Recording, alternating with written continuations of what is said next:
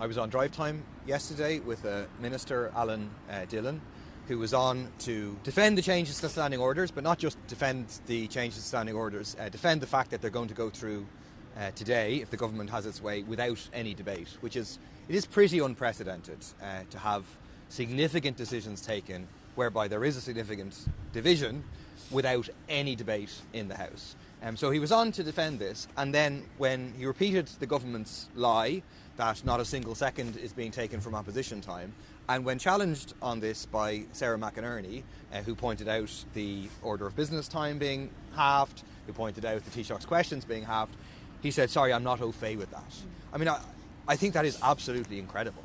The idea that they're going to ram this through, or try to ram this through today, when the ministers who are going to vote for it don't even know what they're voting for. It is fundamentally undemocratic that they're out on the radio, in the public, repeating their lines which are not based in reality, and then want to vote without even having a debate. We need a debate so people like Minister Alan Dillon can be informed on what he is voting for or not voting for. And there's a lot of deliberate obfuscation by the government about what's happening here. They're relying on the fact that, standing orders are written in very technical language. Your average person isn't going to go and look up the new standing orders and compare it to the old standing orders and see what it means. But I would just make a couple of quick points in terms of elaborating what it means in real terms. One point to say is that this is the third iteration of proposal from the government in terms of changing the standing orders. At every step of the way, these have gotten worse, not better. They haven't moved towards compromise, they've moved away from compromise. So originally it was about recognising Lowry as effectively an opposition technical group. Then it was about creating a special category for Lowry with all the rights of the opposition and a little bit more rights on top of that. And then the third version that we have before us is not just facilitating Lowry to be in government and in opposition at the same time, but actually also facilitating Fianna Fáil and Fine Gael backbenchers to be in government at the same time, giving them leaders' questions, giving them priority questions, and crucially cutting time from the opposition, key opposition slots, where our opportunity to hold the government to account in order to facilitate that. When they say not a single second is being taken from the opposition, that, as Ruth has outlined, is simply not true.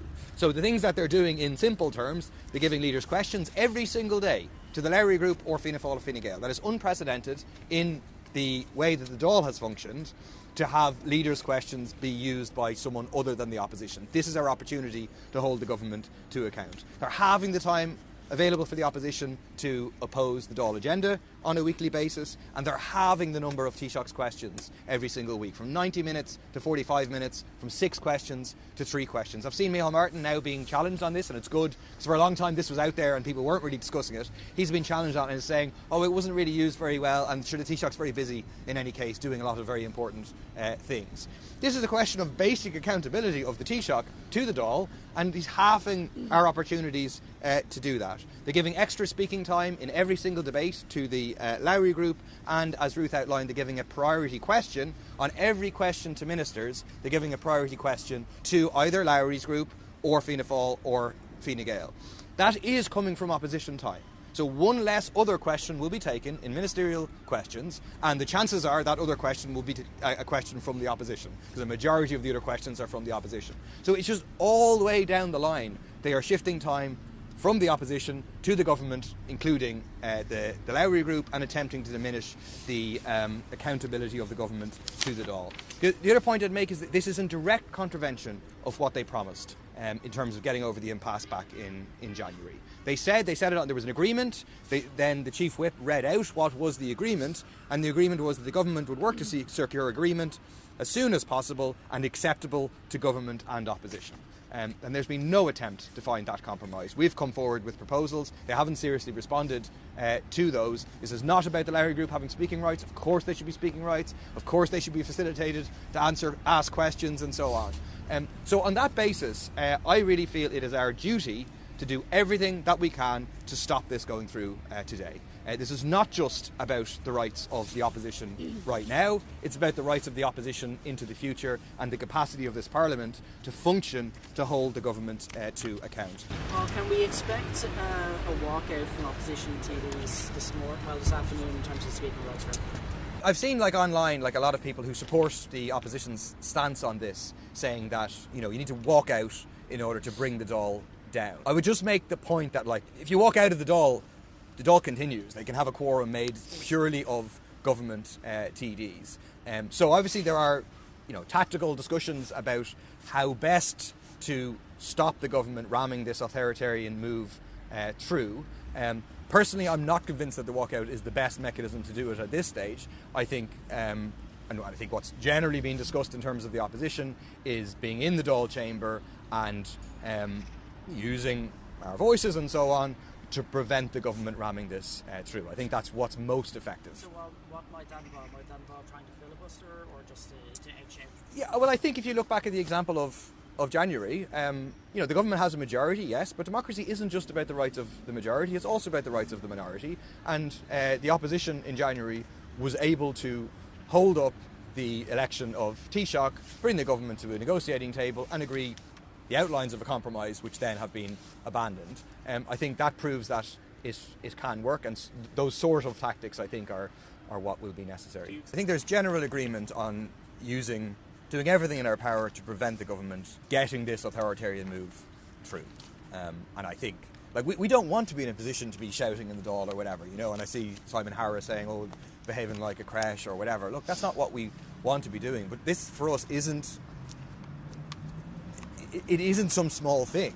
This is going to set up how the Dáil runs for the rest of this Dáil term and into the future. And I think we have a fundamental responsibility as opposition TDs to try and defend the rights of this opposition and oppositions in the future to hold governments to account. And therefore, disruption of Dáil business is sometimes necessary. And I think it will be necessary at this point, unless the government, and I don't see it happening, comes to their senses at this late moment, agrees to have a meeting, agrees to work to a compromise, reconvenes the Dáil Reform Committee. I'd say, the Dáil Reform Committee hasn't met in a month.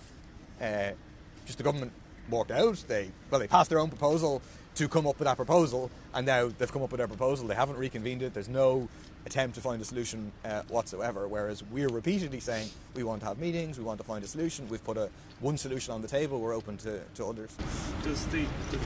Will the government's proposals, if they go through, does that affect the formation of committees in any significant way? They don't currently. This is the thing that strikes me as strange, right? Because Alan didn't have it wrong again on the radio yesterday.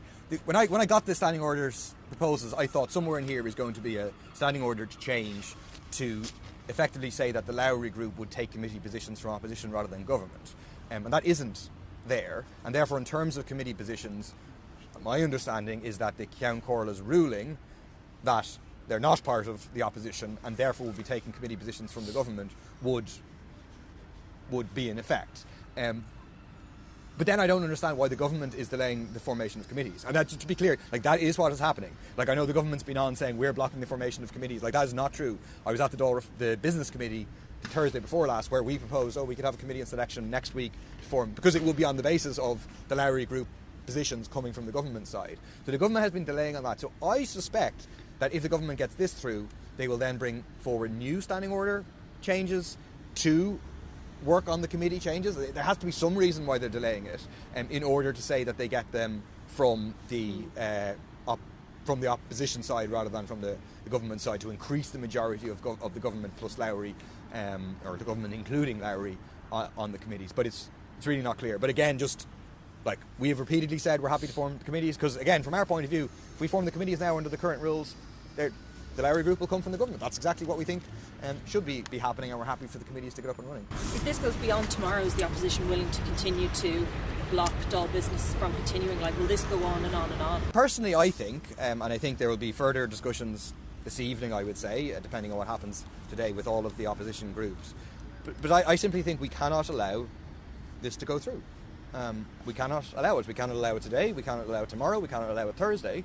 And like you saw in January, at a certain point, the pressure of public opinion, which I think is overwhelmingly on our side, will tell on the government, and if we hold the line and refuse to let them get away with it, they'll be forced to come and negotiate and back down from their current proposal. So that's what I have to think. I think we have to say, no, you simply cannot pass this proposal. We're not going to allow it to pass. And then create an environment whereby they're forced to come and go back to the original agreement, which was that we find an agreement which is satisfactory to both, acceptable to government and opposition.